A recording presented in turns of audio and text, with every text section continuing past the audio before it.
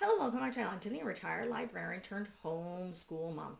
And in this video, we're going to be looking at the Swan Princess. Now, yes, this has all three on here, but we are only reviewing that one. Okay, so this came out in 1994. It was produced by some of the animators and people who decided to ditch Disney in the 80s because their animation department wasn't doing a lot. This was before they hit their renaissance. The Disney hit their renaissance again because they had, let me see, it was Sleeping Beauty flopped for reasons. Can't even remember what on earth the reasons. I personally think it's better than Snow White, but Snow White was the first animated feature. This also flopped, but this was connected. It had nothing to do with the film itself. It didn't have to do with Disney, because a lot of things have to do with Disney. Disney doesn't like competitors as they buy things out. They re-released The Lion King in 1994.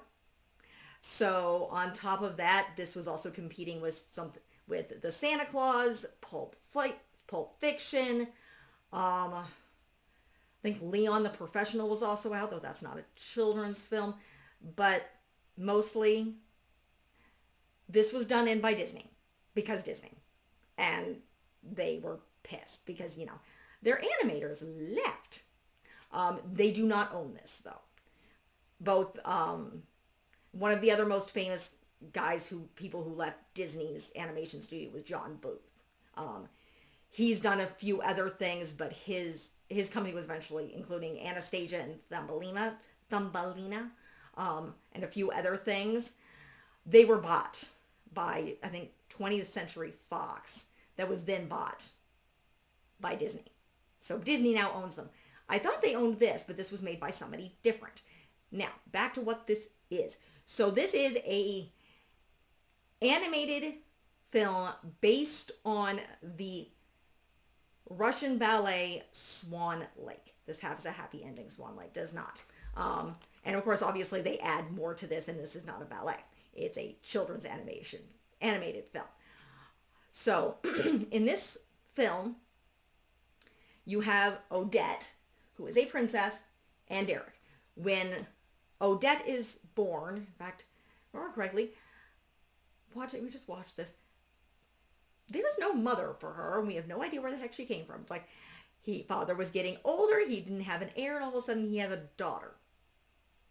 Which, yeah, again, mother is never explained here. I'm assuming she dies. But at her christening, a widow from a fellow kingdom who looks a whole heck of a lot too old to have a young son who's like 3 or 4. They never explain. He's very young. And they decide to have these two meet every summer in hopes that they will fall in love and get married. And so then you have a whole song of them growing up and hating each other because I think this starts when Odette is like maybe 5 or something. And essentially they go through where the fact that they're growing up and they don't like each other until they hit their teen years and they start falling in love, and then he's an idiot. And he mentions pretty much that she's nothing but her beauty. And when he proposes, she's like, yeah, no, you have to try that again. And really show that you actually love me for more than just my looks. Unfortunately, on their way home, her father previously, when she was a baby, banished a Rothbart, a sorcerer, which is in the original ballet. He was planning to take over the throne. King William, which is Odette's father, realizes this. When Odette's a baby, he's captured, and instead of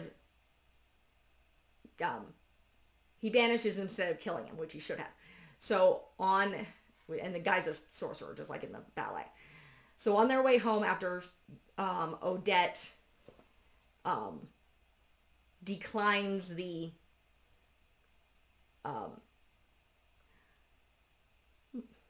proposal, this guy Rothbart turns into a giant monster and attacks them, fatally killing William and then putting Odette under the spell where she turns into a swan. Now, Derek's mother wants him to get married because he refuses to be king because he's busy trying to find her. Because he's actually in love with her. So unlike some of the Disney films, these guys have known each other since they were children. They grew up together, spending every summer together. He knows her. He's in love with her because, again, they've known each other since they were kids. And so he wants to find her and he refuses to be king until he finds her. So you see him as his mother's trying to get a ball together so he will meet a bunch of girls. He's searching through books trying to figure out what the heck happened to her. Meanwhile, she's a swan, and of course she turns human by the light of the moon every night. So, and it has to be by moonlight. She has to be on this specific lake. And every night, Rothbart comes and proposes, and she says, I'll die first, pretty much. Well, she literally says, I'll die first. I am never, so it's like, yeah, and he's like, one word. One of these days, you're going to make me mad. It's like, yeah, I'm not going to marry you. She also has now befriended a frog who wants to be a prince and a tortoise. And then she meets a puffin who's got a thorn in his wing. And then he sees her being proposed to by this guy and turning back into a swan. And then somehow Derek finds a book where it's like nothing is as it seems. So he goes into this enchanted forest and eventually he finds the swan and he's hunting the swan, which is Odette, until he sees her transform. And this is very similar to the second, it's not the second act. Oh no, it is the second act. It's the second act of the ballet, where in the first act of the ballet, it's his big party where he's supposed to be meeting everybody and wanting to be gotten married. In the second act, he goes hunting and he's going to shoot this bird and it turns into a girl. In this case, it turns into Odette and he's like, I finally found you. So it's like, instead of turning into a stranger, it turns into the woman he's looking for. And it's like, what's going on? She's like, you have to get out of here. I'm stuck. I'm under a spell. You have to go hide because she's just turned human. So Rothbart's going to show up. Rothbart, he goes and hides in the woods, but Rothbart finds his bow. He realizes what the heck is going on. He's pissed. He makes Odette turn back into a swan. Then he goes home and transfers an old hag to look exactly like Odette. Now in the ballet, it's his daughter. And again, he transforms her to look exactly like Odette. And he sends her off to the ball. And she, in homage to the ballet, she is in this long black dress. Because in the ballet, this is what you would consider the Black Swan Parada, which is where they dance. And he declares his undying love to her rather than Odette, who's stuck still as a swan. And so, and of course, he declares his love for her while Odette in swan form is trying to get his attention, which is exactly what happens in the ballet. Only, of course, this is animation, so she's still actually a swan. In the ballet, she's just still dressed as a swan. So then Rothbart comes in. It's like, yeah, you did not declare your love for her. This is who you declared your love for. It turned back into the hag. And then Derek goes running off to find Odette. And he finds her. She's gone back to lake. She's transferred back into human, but now she's dying.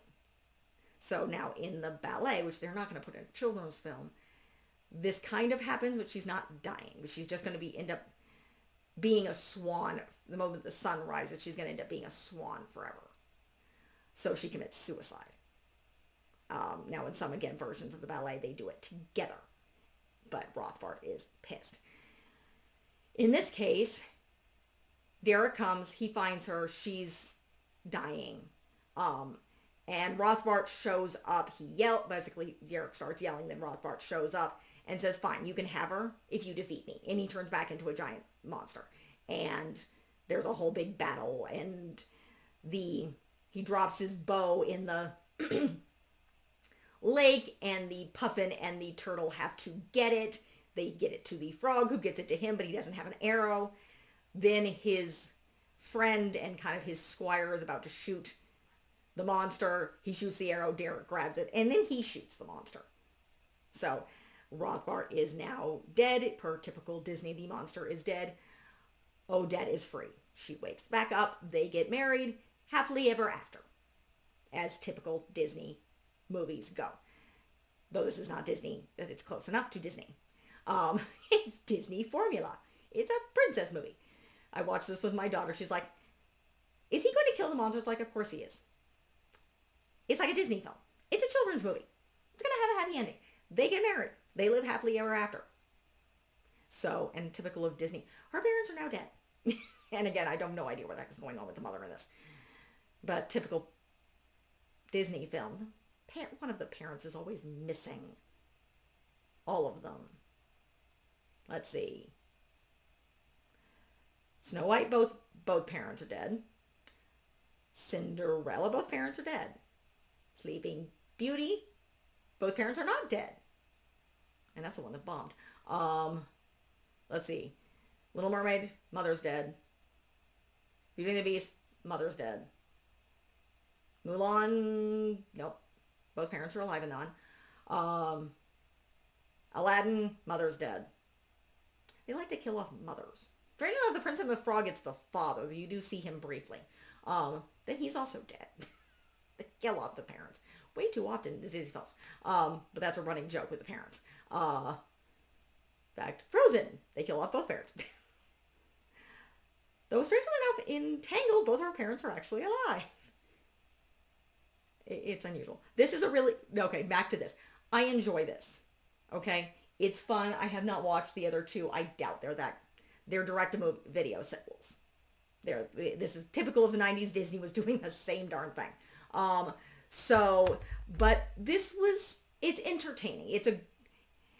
It's Disney without being Disney.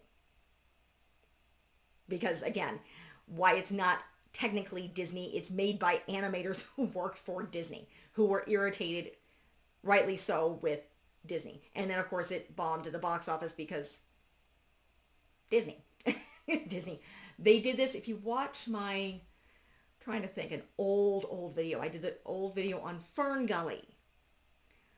And Disney did this too, because of Robin Williams, who was voicing both Batty in Fern Gully, which I believe is a John Booth film.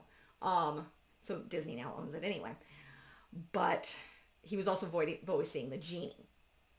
So Disney got mad, and they were doing a whole lot of sabotaging, and they pissed off Robin Williams with that. But let's face it, it's Disney. They make good movies, but they're a giant company that likes to harass people. So nonetheless, this film actually did really good on the direct-to-video on the video VHS market. So, and obviously I found it relatively easily. I can't remember when I found it. It must have been last year. And I enjoyed it. Again, it's a great film. If you're introducing your children to Swan Lake, this is a great alternative. Because again, the ballet is depressing, as are a lot of classical ballets. Most classical ballets are depressing. Again, in the version that I saw, and I already reviewed this, she just commits suicide and he's just kind of there. And a lot of them both commit suicide together. There are versions of Swan Lake, the ballet, where this happens, where just like the film, they defeat Rothbart and they live happily ever after. I like that ending better. But this is a great film if you're wanting to introduce Swan Lake, if you're looking at different princess films. Again, this is based on the ballet, and nobody knows what the ballet is based upon. There's a couple other different swan themes. I've covered the 6 swans in a couple different versions, which is a Grimm's fairy tale, I think. Could be wrong on that. My 6, and then Hans Christian Andersen does another thing. Those are very different in the fact that you have a princess whose brothers are turned into swans, and she's sewing some sort of plant material into sweaters in order to bring them back. But this is loosely based on that. They're thinking that's where they got the idea. But again, the Swan Princess is based on the ballet, The Swan Lake. because again, it follows it pretty beat for beat to an extent, again, starting in the second act.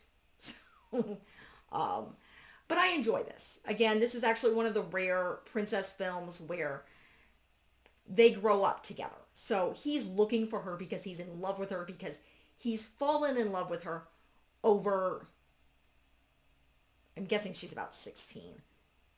She may be 18. Can't remember.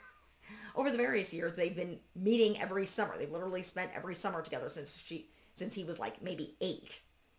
So, but again, great film. It's about an hour or so long. Again, this is a children's movie. Let me get back to this out of the trivia. So this is, an hour and a half. It's an hour and a half long.